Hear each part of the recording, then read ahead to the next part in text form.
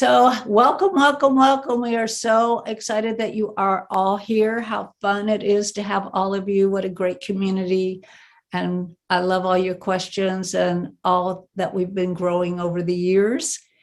And today we are so excited to have Chonetells Riam. Did I say that correctly? Yep. Okay. Chonetells Riam. Yeah, it's always easier when they say their own name because we all know how to say our own. And you can't mispronounce your own name. I know somebody said they could, but so she is going to speak to us today about being social. She's an expert in her field. She has quite a clientele. I think you'll learn a lot from her, and she has a special offering for you, and I hope you will take her up on it. So Chonetells, welcome, welcome, welcome. Hello, hello. Thank you everyone for joining us. So I'm just going to do the basic kind of one-on-one of social media. I think sometimes people get on social media and they just think people are going to come to them.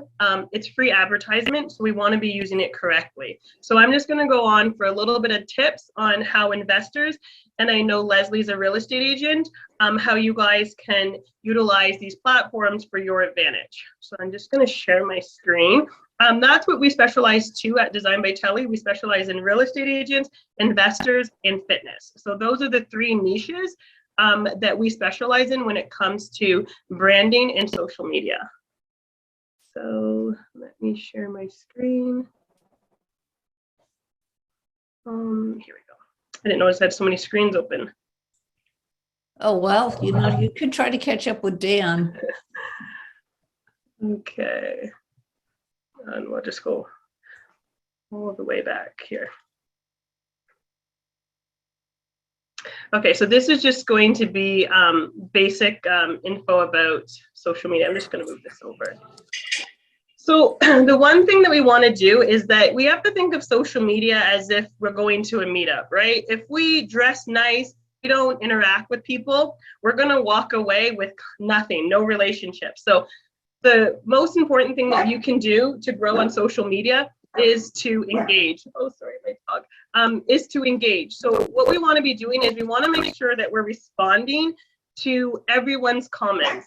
We want to make sure that if someone is going to leave us a DM or a comment, that we're taking the time out, to respond to them. And every time that someone leaves a comment and you respond back to that comment, you're going to see that they're going to keep on coming back and engaging. And then that builds that trust that maybe they can buy your product and your service. Another thing is be consistent, right? You don't have to post every single day.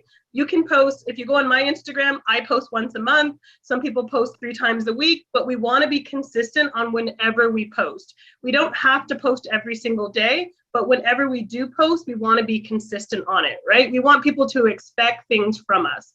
Another thing is having a call to action. We're going to talk more about these things, but what we end up doing is we just post something and there's no call to action, or what we do is we keep people on the platform, right? We don't want to keep people on social media or on Instagram, LinkedIn, or Facebook, because that means that we're working for these platforms. If I keep them on, then I'm working for Instagram or these platforms. If I can take them off, now Instagram is working for me. So we always want to be getting people off these social media platforms, and we want to get them in our DMs where we can get their email addresses, on phone calls, something like that, where we don't have to compete so much. Because if we just keep them on social media, then we're competing with cute babies, dogs, all that other personal stuff. If we can get them off these platforms, then we can get them in our email campaigns, on phone calls, and that's when you see the investment start happening.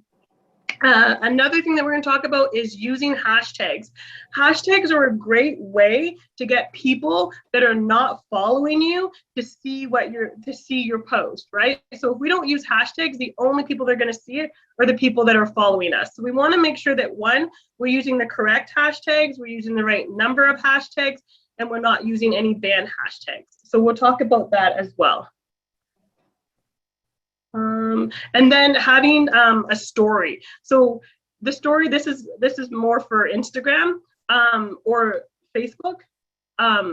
is having a story running 24/7. So we want to make sure that it's constantly running. So, and that stories are a great way to show your personal side. So keep that in mind that, you know, when you're sharing a story, you can share about your family, the behind the scenes, whatever it may be, but that's a great way to show your personal side.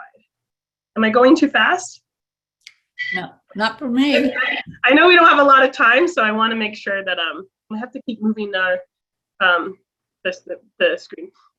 Okay, so another thing is our bio. When we have a business account, and we want to make sure that if we have a business account or a personal account, we are going to navigate those things two different ways. It's very rare that you can have a personal account and a business account and kind of cross promote. You either want to have one or the other. So you want to have your business for your business and your personal for your personal, because we can't rely on all of our friends and our families to buy our products and our services. So even though it's going to be a lot harder to build up that business account, if you niche it down, you're going to be more successful, because you know with that business account, people are following you because they want to invest with you, whether that's your coaching, your product, your services, whatever it is. If you can niche it down to people that want to, that you can give value to, you will see that you will grow more financially and with the numbers within your platforms. So we want to make sure that our bios tell us exactly what we do. So if you're an investor, you want to say, hi, I'm an investor out of Toronto or wherever you're from. So I also have I have a guide that will break it down. So if you send me an email, we'll talk about this at the end. There's a guide that will break it down to exactly what you need in your bio, right? But we want to make sure that our bio, one, tells people who we are, two, where we're going, so what we want, and we're giving them a link somewhere to get them off of these platforms, whether that's a link to your website, that's a link to another social media platform, that's a link to a landing page. We want to make sure that we're giving, or your calendar, we want to make sure we're getting people the option to get off of these platforms. Okay, so another thing that we want to be doing is we want to be standing out, because when we have to think, people are constantly scrolling through. So what is it going to make them stop? How are we going to be different? So one thing that I like to use, well, for one, we want to make sure we're using good quality photos. And sometimes what I see with podcasters or, you know, videos is that people will use a video and it will freeze. And sometimes it's unflattering pictures of your guest or whoever it may be. So if you're using a video, try to create a thumbnail. Canva is a great platform or resource where you can make all these designs. So try to make a thumbnail for your videos, so that way that when people scroll through, there's no of your Instagram, there's no unflattering photos of people. So one thing that I have is I have a theme. So you can see through this slide here, the theme is the gold and the black, right? So having some kind of theme, so when people follow me, when they go through their Instagram, they're going to see, sorry, I have a little guy. They're going to see, when they go through, they're going to see that my stuff, and sorry, they're going to see that the gold and the black, they're going to automatically know that it's me. They don't have to see my logo. They don't have to do anything else, because I have branded myself in their brain. So that's why it's important to have some kind of theme or some kind of strategy when it comes to your post. So when people are constantly going through, they know that that's you. So, and also having your photos tell a story. Sometimes what people do is they don't take advantage of using text in their story, in their post. So what I do, if I have a client that's going out for dinner or something, I'll put that post on there, and then at the bottom, I may put a quote or something about networking. That's a good way to get an easy engagement, and it also makes people stop and they know what's going on. Another thing we want to be doing is we want to be planning and editing our posts. So if you want to be consistent, you want to have a plan. So for instance, for some of our clients, we'll have Money Mondays, maybe Wealth Wednesdays, we'll have a quote on Fridays, but we know that every Monday, we need to have a tip about money. So if you can come up with these little themes for your day, for some days of the weeks, you will be more consistent. So we'll have a Money Monday, maybe on Wednesday, we'll have an investment post, and then on Friday, maybe we'll have something personal, and then we can just fill in the in-betweens. But at least we know that every week we're going to have content for 3 days. We have the Money Monday, the personal, and then the investment post. So if you can plan ahead, it will be easier for you to be consistent when it comes to your post. And this one is the most important one, is knowing your audience and niching down. Because sometimes what ends up happening is that what we want to give our audience and what our audience wants is not always the same thing.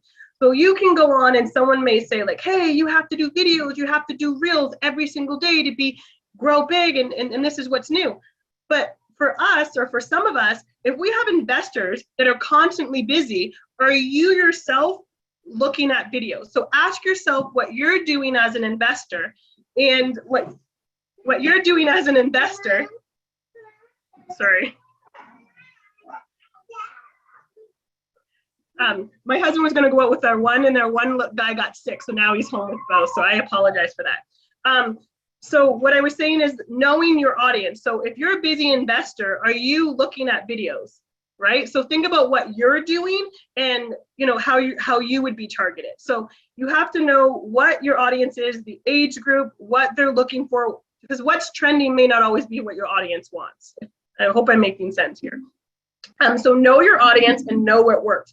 So pay attention to your posts. If you have something that's doing very well and a lot of likes and comments, then continue doing those kinds of posts.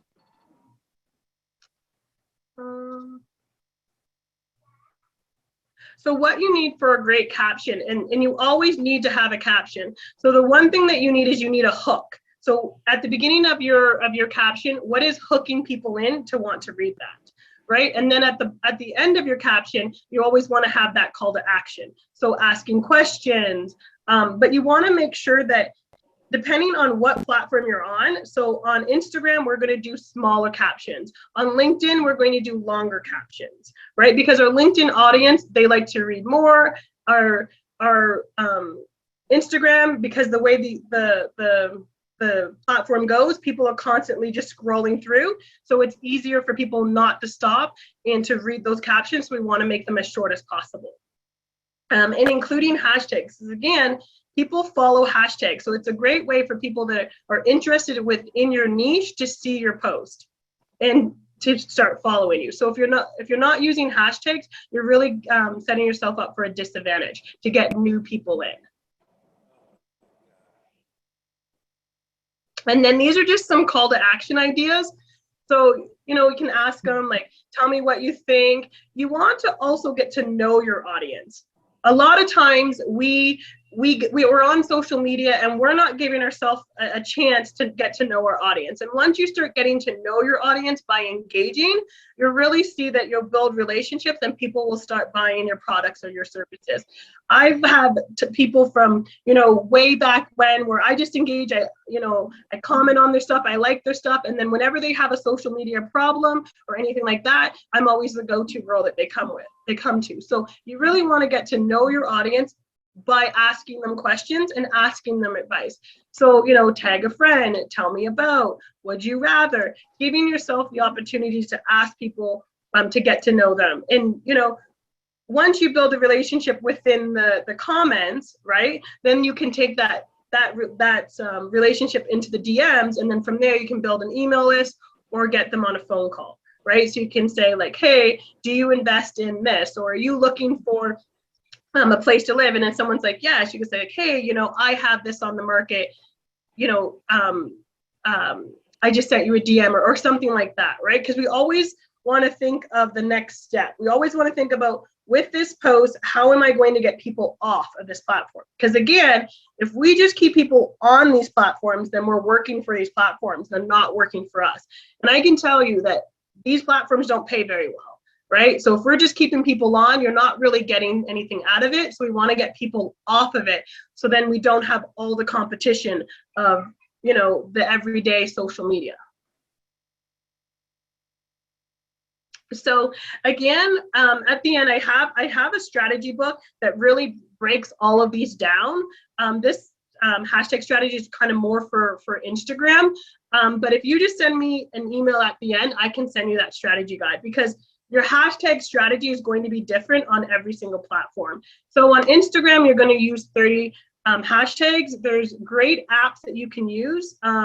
I use smart hashtags for my clients. So you can just go in there and you can just type in real estate or multifamily, and it will give you a list of hashtags. It will give you top hashtags and it will give you small hashtags, because you want to be able to, you want to be kind of in between your hashtags. You don't want to just be using big hashtags if you're a small account, because you're going to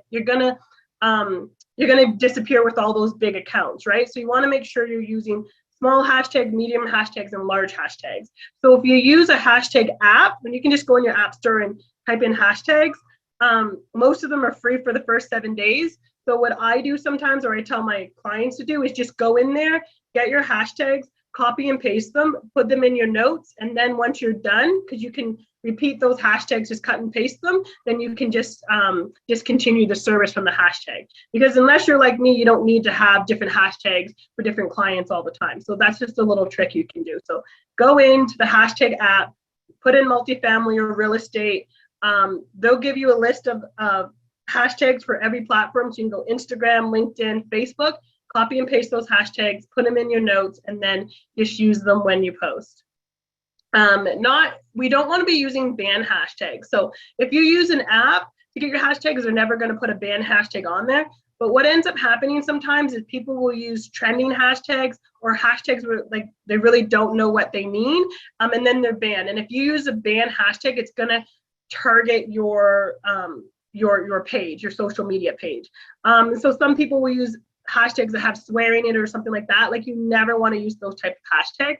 So just be cautious to use hashtags, one, that are related to your post, and two, are appropriate hashtags, right? We don't want to use any inappropriate hashtags. And then understanding the hashtags too. So if I'm posting something from real estate, I'm not going to post real estate fitness, because that fitness hashtag, is a big hashtag, right? Because what ends up happening is the algorithm will scan your post, and if they see through the scan that you don't have anything to do with fitness, you have a house with a for sale sign, they're going to target your account, or they're going to penalize your account, and they're not going to send your photo out to more hashtags. And that's when you see when people will say like, hey, hashtags don't work. Well, it's because you're using love or great or, mindset, but your post has nothing to do with that. So keep that in mind, that if you can niche it down and use hashtags that are relevant to your post, that's when you're going to get the most reach from that hashtag. And then the best time, we have to think of the best time or when we should be posting. When people are on. So we want to be posting in the morning before 10. So, we're hitting those people that get up and they just kind of look at their phone. Lunchtime's a good one, when people on their lunch break, they look at their phones. And then right after dinner is another time when people look at their phone. If we post at 9:30, that's when people are mostly working or on their way to work. So we're not going to get a lot of reach. And it's so important when you post, because it doesn't matter what platform you're on, the algorithm always looks at your post within that first hour, right? So you want to get all those likes and comments within that first hour. Because one misconception that people have, they say like, hey, I have 1,000 followers, my post is going to go out to 1,000 people. Well, your post may be way at the bottom. And unless that person scrolls all the way to the bottom, they're not going to see your post. So our goal is to always have our post and our content at the top. So within that first hour, you're kind of being tested. That's the algorithm saying like, hey, is this post interesting for me to send out to more people? So always be aware in that first hour that you want to be engaging with other posts, so they can boost up that engagement, so that post will go out to more people. And how do you do that? Is by posting at the peak times of social media. So with that said, is Monday through Friday, if you have anything, like if you have a webinar, or if you have a deal, or if you have a property, or anything that is really important to post it through Monday through Friday. Don't post anything that's important on the weekend, because people are out and about doing what they want to do. If they're on social media, they're mostly just scrolling. They're not really taking anything in, right? So you want to make sure that you leave those important posts. I like to leave them till Wednesday if I can, but you want to make sure that if it's something like a podcast or a webinar or an event that you want people to sign up for, you really want to be cautious of the time when you post. And then I post with our clients, I only post personal stuff on the weekends. That's a good, like, that's when we post. We don't post anything of real value on the weekends. We wait till the weekdays.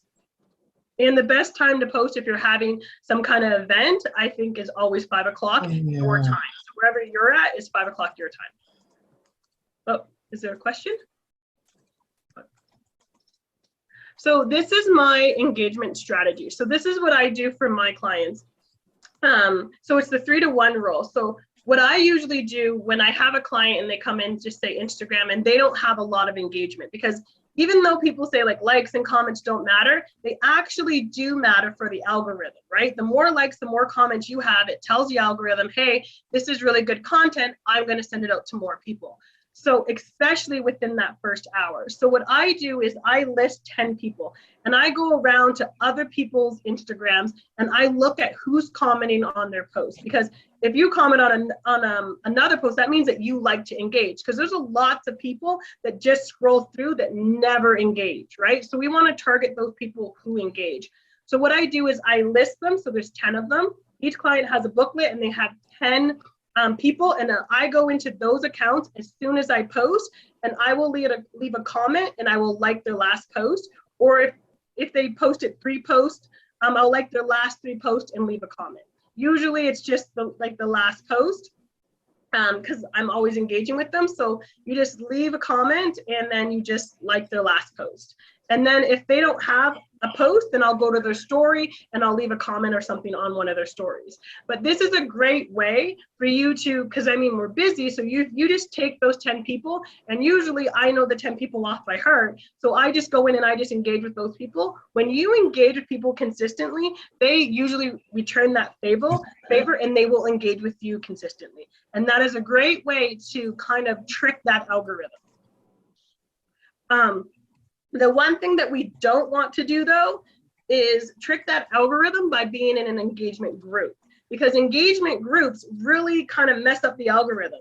Because if I have a bunch of people that are, you know, this one is a photographer, this one is a chef, this one, you know, walks dogs or whatever, the algorithm will get confused on what kind of people to send it out to, because they want to send it out to people that are liking and commenting on it. So if you have a photographer that likes it, they'll say like, wait a minute, I'm going to send this out to another photographer, right? Well, we don't want that. We only want investors to be liking our post, or people within our niche that want to invest. So that's why it's really important to niche it down and to know who your followers are.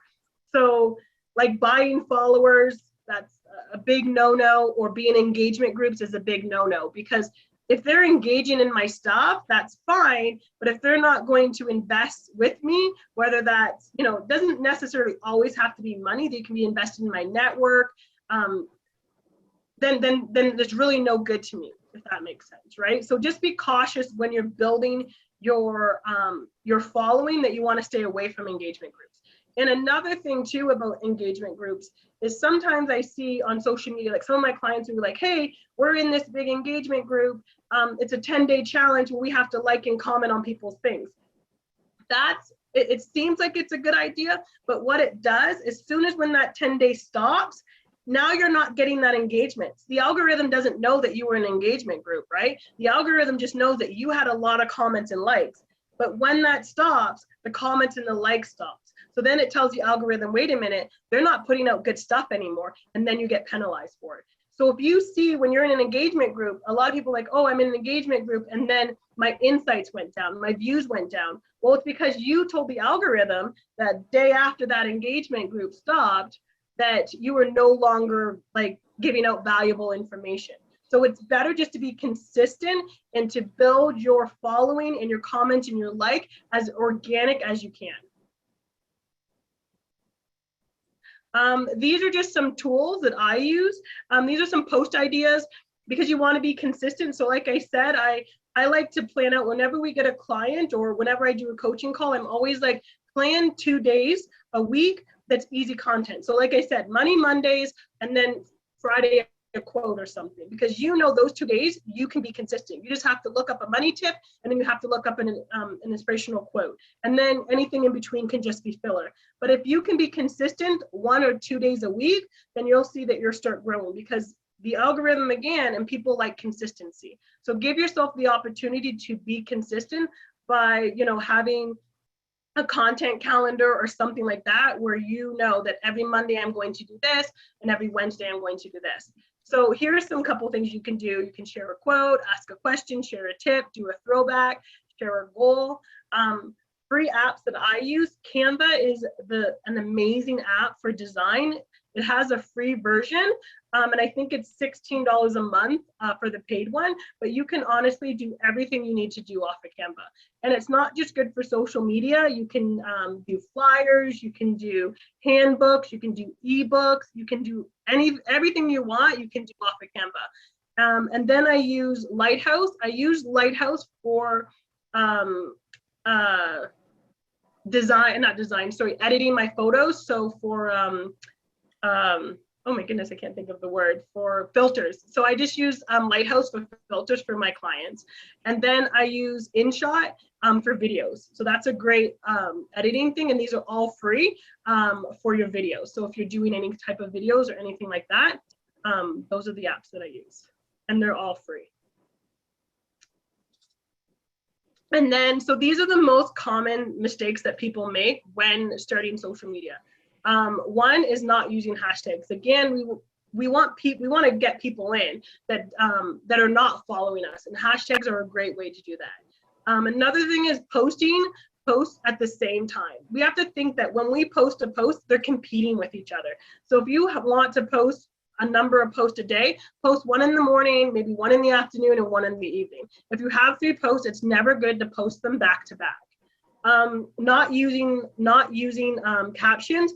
If we want something from social media, if we want people to download our ebooks, if we want them to come to our webinar, we need to use our caption for that. Again, and I can't stress this enough, that this is free advertisement, right? So it's free, it's 100% free. So we want to make sure we're using every opportunity to get people into our funnels. And then having your account on private. Having your account on private is really limiting you, because people want to see what they're following. So if you want to grow, realistically, you have to have a public Instagram or Facebook. If you have it private, it's really hard to grow. And then another thing is not responding to comments, because remember, the way the algorithm works is the more comments and the more likes you get, the more you get at the top of people's feeds. And by doing that, the algorithm doesn't see that you have 6 comments. If you have 3, if you have 3 and you respond to those 3, they just see 6, right? They don't see that you responded to 3 of them. They just see 6 comments. So keep that in mind. And again, if we want people to continually engage with us, we have to be responding to those comments.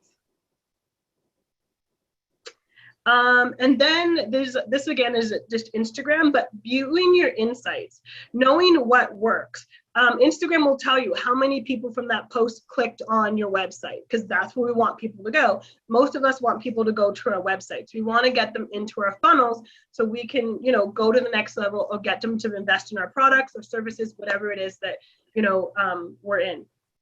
So look at your insights. Every single platform, Instagram, LinkedIn, Facebook, they all have great insights to know what's working. So take advantage of that. Look to see, you know, how many people, what hashtags working. Look in your insights and it will say, hey, you know, this many people saw your post from hashtags. This many people clicked on it. This many people went to your website. Because you can see your call to action, right? So make sure that you're checking your insights to know whether or not your posts are working. And I think that's it. I hope I didn't go too fast, and I hope I was helpful. So I can give you guys this too. If you just send me an email, there's my email right there. Just Chonetells@designbytelly.com. If you just send me, you go to our website or you send me an email and just say, hey, I was on Nest Egg's webinar today and I would like your guide. So I can give you the slide, and I can also give you the guide that goes with the slide that really kind of breaks it down. It will tell you how to do your bio. It will tell you what hashtags, how many hashtags to use on each each platform. That's really great. Thank you very much. You're So welcome. if I knew how to copy and paste, I would put it right in the chat, but Oh, I don't think you can copy and paste because it's no, right. Something that you're not allowed to copy and paste. So great. Did everybody get Chonetells info? If not, just send me an email or put it in the chat and I'll make sure you get it. Because we have her info. Great. So let's go to Q&A. Does anyone have a question? Oh, here's a hand. Could you stop sharing, please? Oh, sorry. No, it's quite all right. Who's got their hand up? Oh, someone with a phone number. That might be Cliff. Yeah, this is Cliff. It is. Chonetel, great presentation. I wish I was able to see it. I'm traveling right now, so I'm not able to see it, so I have to watch the recording. But it sounded really good, and I picked up several nuggets from that. The smart hashtags that you were talking about, is that an application or is it a website? Is there a single site for that, or are there multiple sites depending on the social media platform that you're working with? There's all kinds of websites. Like if you even just the websites that tend to be free. So if you just Google, there's one that's called oh, I used to use it. I think it's called keyword hashtags. Yeah, it's called keyword hashtags. So you can do the exact same thing, and it gives you YouTube. It gives you all the platforms, and you just type in the keyword. So you would say like multifamily investors, and then it will give you the hashtags that are best for that platform. And then the one that I use is smart hashtags. But if you just go into any application, I use iPhone, so I'm not sure if it's for Android, but if you go into any application, there's tons of these hashtag apps. And again, they're free for 7 days. But what I always tell people to do is just go in them, copy and paste your hashtag, because they're always going to be the same. It's not like they come out with new hashtags, right? So what I would do is I would do a hashtag for if you have a deal, a hashtag if you have like if you have a webinar or a podcast or anything like that, I would have 5 sets of different hashtags, and then I just put them in my notepads, and then I just copy and paste them according to that post. Thank you very much. Fernando. Hi, Chonetel. Thanks for the presentation. Question is also regarding hashtags. What are some examples of hashtags that maybe people use that they should not be using? Because I forgot what the word you used to describe the hashtags that people are not supposed to use. I don't know if it's for ban. Okay. Yeah, just ban hashtags, or sometimes like I guess like if you're like GOAT, right? Like God of all time. I don't know. It's like I forget what. Greatest of all time. Greatest of all time. Yeah. So you wouldn't be using that hashtag unless it was like for sports or something, right? So just kind of knowing what the hashtags kind of go for, I guess. Like as long as it's relevant, I would just keep it basic. Really, I just tell people keep your hashtags basic. If you're in real estate, you want your hashtags to be real estate, the area that you're in, moving to, like for sale, all of those things. Like just keep it basic, and then that's where you'll get the most out of your hashtags. Got it. Thank you. And it looks like Cliff is back. And again, Fernando, it's 100% free, but in the guide that I have, it breaks it down really on hashtags and for each platform, because you're not going to use 30 hashtags on a LinkedIn platform, right? You probably so it's going to be a little bit different, but these apps are really good because they break them down for you by platform. So we'll say like LinkedIn, or we'll say Instagram, Facebook, like you can switch it through on each platform. Got it. Cool. I'm sending you an email. Okay. Thank you. Cliff, and then Giselle. Yep. What's a good number, like when you're looking at hashtags, what's a good number of followers for a hashtag to utilize? Because I noticed like if I use real estate investor, it might be over 4 million, but if I use 1031 exchange, it might only be 6,000. So what's the sweet spot for what you're trying to target for what we do? So we want to be using big hashtags, and like we want to be using big hashtags. We want to be using all three. So big, small, and medium. So depending on what your following is. So if you have a smaller account, you're going to use less big ones. So maybe you'll only use 1 or 2 big ones.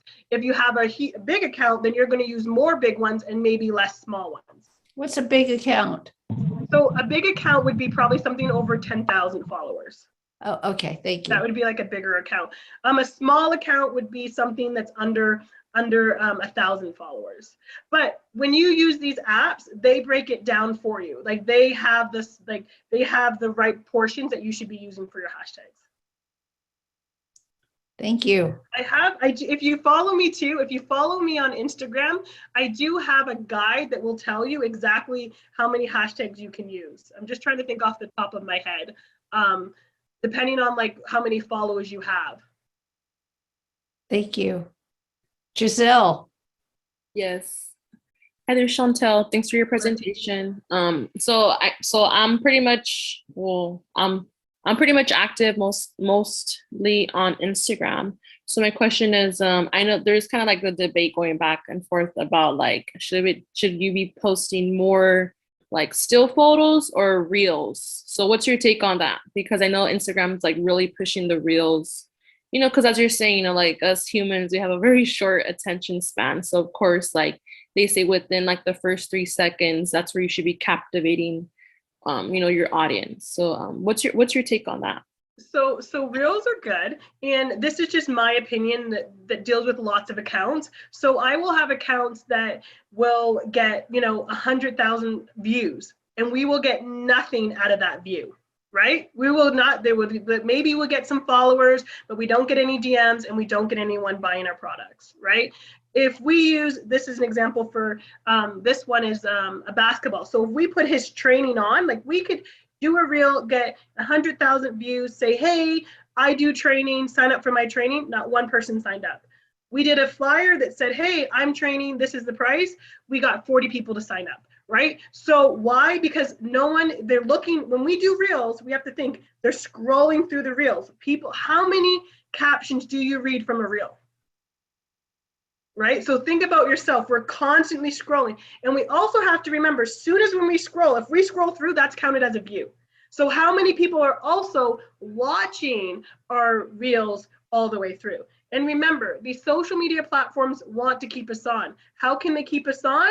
By having us on longer, by making us watch reels, right? So I'm not saying that reels are not good. We want to make sure that we're using everything, but I'm just saying we just can't be posting reels, and we have to be realistic on what our reel is. For example, I had one client that got a huge amount, I think it was like 100 something thousand on a reel, and she was super excited, and she got all of these followers. But guess what happened? She's a small realtor out of Michigan. None of these people were out of Michigan. So yes, you got 300 followers, but none of these followers are going to invest with you. If you're using your business page to try to get people to convert to buy your houses, it's not going to be good if they're from all over the world and they're not from your small town Michigan.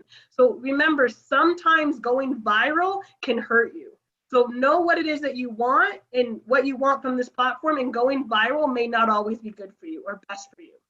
Because if we're asking people to invest with us, and you know the minimum investment is 500,000 or something, or even 50,000, how many people on these platforms can invest with us if we just go viral, right? So we really want to make sure that, hey, I have to niche it down to who can afford to invest with me.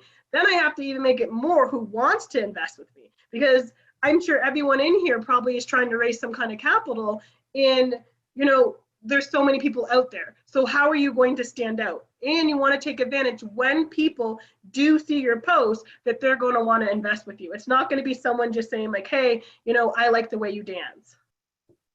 I have a question for you, so thank you for that. And that is a couple questions.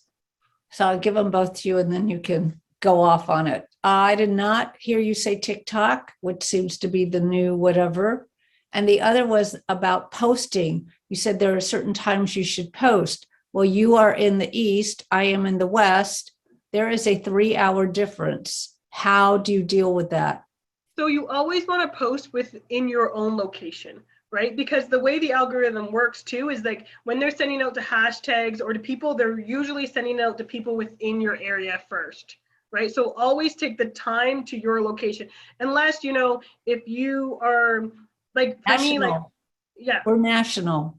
yeah. We So have as many investors in Florida and the East Coast as we do in the West Coast. So what I like to do is, so for instance, I have someone out of LA. So what I do is I'll post at 12 o'clock because it's 9 o'clock, you know, it's people are kind of getting to work. They may be looking at the phone, and 12 o'clock I have people on their lunch, or I'll do 3 o'clock and then I'll do 12 o'clock. So, I mean, you always, the thumbnail is just to go off of your location.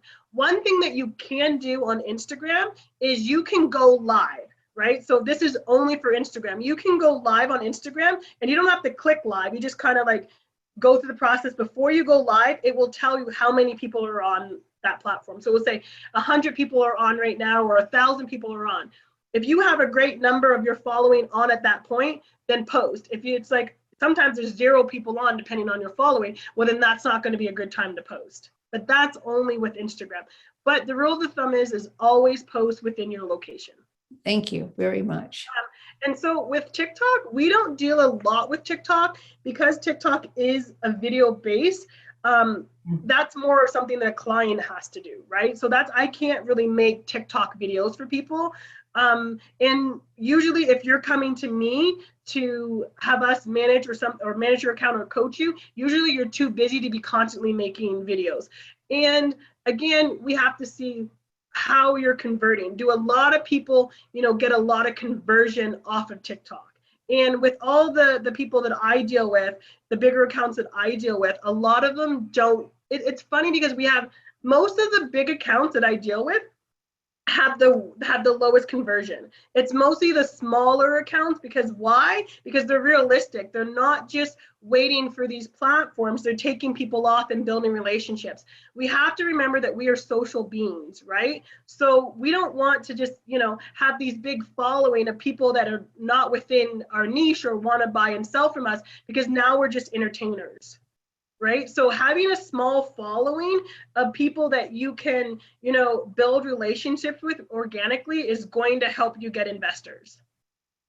Or I mean, and I don't mean investors, I mean people like invest in you, whatever it is, you're selling candles or whatever it is, people are going to do it that way. Thank you very much. Anybody else have any other questions?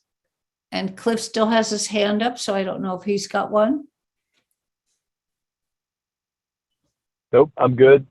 She addressed my question. I'm good. Thank you. Okay, good. Matt, you're standing up. Is that a standing ovation? Partially, yes. So, Chantel, I saw you speak a couple of months ago, and I have it on my list to contact you, but I haven't yet, so shame on me. But I was actually just looking out the window because it's noise. Leaf blower. Great. So thank you. Yes, Giselle. Yes, so the question. Okay, so you know, we are in the I'm in the real estate industry. You know, I'm a realtor and an investor, actively seeking, you know, investors. So my question is it best to be like have a mix of different platforms we're on? I mean, I'm assuming yes, but I mean, I guess like how much is too much? You know, because of course, like people want to be like, you know, on Facebook, Instagram, TikTok, YouTube, LinkedIn, you know, like I could like continue naming them, you know. So what would you suggest, you know, like just to focus like on 2 to 3 platforms or 3 to 4, you know, because of course, you know, that also does take time, you know, trying to you know, post on every platform and making and keeping up, and you know, like I for me personally, I have a hard time keeping up with my Facebook page. Like I don't keep up with it because I'm not on Facebook. I'm more like on Instagram. But what's your So there's one thing that you can do, and I use Radar, so it's RADAAR. So that's a scheduling tool, right? So if you can schedule something, so if you make your content, you can schedule it. So what we do is we schedule everyone's by Sunday. So all of our clients, we have everything scheduled by Sunday for the whole week. So we don't have to go in from Monday to Friday. We don't have to go in and post anything. The only thing that we need to do is engage. So that's a great way to get everything on a platform. So at least you have a presence, right? But you also want to make sure that you at least have 2 platforms that you're like really nailing it on. That these are the 2 that I really focus on.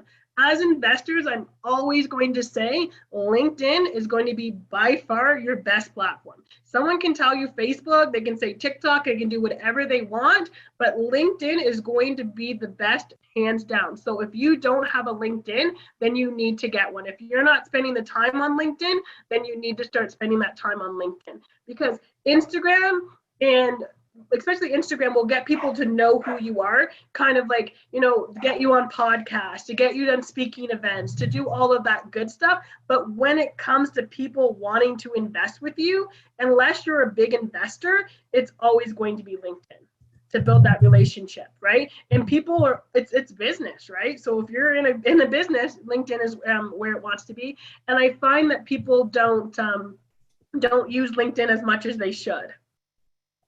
But for your question before, schedule. Try to schedule and then know what platforms you're on. For instance, when we do fitness, I don't have my fitness trainers on LinkedIn because a lot of people are not looking to lose weight on LinkedIn. Where do we have our fitness people? We have our fitness people on TikTok. Why? Because they're doing small fitness videos that people can save and then do those workouts at the gym.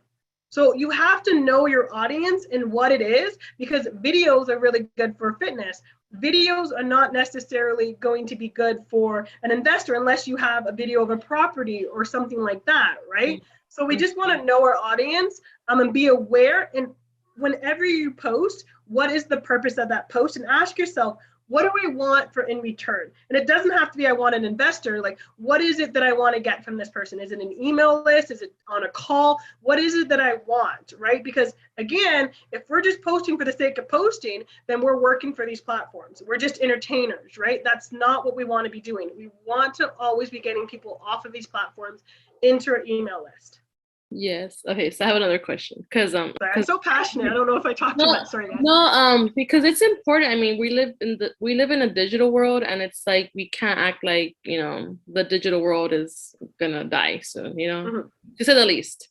So my question is, so obviously on Instagram or Facebook or LinkedIn, like, so when you say a website, so ideally that website's obviously supposed to capture their contact information, right? Yeah. That's pretty much So like I like to give people, I always tell people, try to have 3 ways to get people on your website, whether it's here's my ebook, you know, download my templates, book a call, like 3 ways for people to contact you or to be on that list without really giving you anything except their email, and they're getting something in return. We don't always want people like, hey, if you want to invest with me, here you go, because that invest with me button can be really intimidating, right? Like people they click that and they feel like they're obligated now to invest with you or something like that. So we want to give them options where they can still see that investment, whether it's in our newsletter or, you know, opportunity email. We're still giving them the email to see those without actually clicking that invest now button, if that makes sense.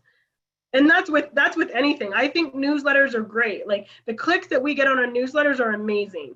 But we have to be sending something out. We have to be using our email list too. We can't just be collecting these emails and not doing anything with them, right? So there's like your portal, like, I mean, your funnel or your social media is at the top, right? And I think people think it's at the bottom. Like I want to grow my following and I'm just going to be successful. There's so many people. Like I had a girl that, like, she was from Mac and she was making, Mac was giving her $1,500 a month and she thought this was great. She was getting $1,500 a month and all this makeup, but she had to commit to 3 videos a week and all this other stuff. And I'm like, why don't you just do your own makeup? Like how much makeup can you possibly need from Mac, right? So she was working for Mac and working for social media. What did she do? She took her audience of 80,000 followers and she started doing makeup, right? So now she does makeup. So now she works in the salon and she does makeup and she's making more money than she did from Mac, because it can be a job. Making these videos and getting these endorsements, it can be a job. And there's so many people out there that are doing it now. It's not like it was before. So keep that in mind, that social media can be a job and they want it that way. Like they tell us that These creators say like you have to post every single day. You don't have to post every single day. They say, well, Instagram says you have to post every single day. Well, the car when I went to go buy, they told me I needed leather seats. Do I need leather seats to get to A to B? I don't. Instagram is trying to upsell us, and I know that I'm a social media consultant and thing, but I'm going to be real with you. You don't have to do these things. My goal for a social media manager is to convert. That's what your goal should always be. If you're giving your time, what am I getting in return? This is free advertisement. So what are you going to get? How are you going to convert those people? The people that are converting people on social media are the people that are winning, not the people with all these followers. It's the people that are using it to convert people. And some of these people only have a couple hundred followers and are killing it financially off of these platforms because they're using it for their advantage, not using it for a social, because we could do that. Like, yeah, I'm like, I always tell people like, hey, if you go in a grocery store and nobody knows who you are, I don't care about your following. Thank you. And we have one last question from Fernando. Question is Hootsuite as a manager. You said that you use Radar. Do you have any experience with Hootsuite, or do you love Radar so much and that's why you are with Radar? Yeah, I haven't tried it. I personally use Radar, and I personally love Radar. But you can also, if you have a Canva account and you have the Canva Pro, you can schedule off of Canva too, and then that's free. I think Hootsuite you have to pay. Like I have to pay for Radar because we have so many accounts on it. But if you have a Canva account, you can schedule on your Canva account as well. But I'm going to be honest with you guys though, is when you do schedule, you do get penalized. So if you schedule something at 1 o'clock, make sure at 1 o'clock that you're going to at least log into your Instagram and engage. Because again, the algorithm or Instagram knows, and they don't really like it when we schedule, because if we schedule, we're not on. If everyone started to schedule, then there'd be nobody on these platforms, right? So just keep in mind when you do schedule, just go in at that time and just engage in a couple posts, and that will do just as well as telling the algorithm that you're on when that post was scheduled. Very cool. Thank you so much. Follow you every second. Chonetells, this was absolutely fantastic with great information. And if you did not get her email, let me know and we will get you her email, and she will send you a great booklet so you can learn everything you need to know about social media. Or you know what, why don't you call her and hire her to work for you? So like that. So thank you very much, Chonetells. You're welcome.